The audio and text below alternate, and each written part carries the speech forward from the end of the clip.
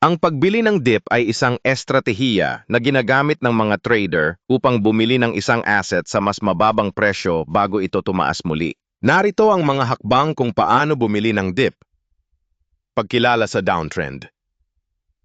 Unahin mong kilalanin ang isang downtrend sa pamamagitan ng pagsusuri sa chart at mga technical indicator. Paghihintay sa support level. Maghintay na makarating ang presyo sa isang kilalang support level o sa isang point kung saan ito ay maaaring bumalik. Pagbili sa dip. Kapag nakita mo na ang presyo ay nasa support level at may mga palatandaan ng reversal tulad ng bullish candlestick patterns o mga technical indicator na nagpapakita ng pagbabalik, doon ka magbili. Paglalagay ng stop loss. Mahalaga na maglagay ng stop loss order upang limitahan ang iyong pagkalugi kung sakaling magpatuloy ang downtrend.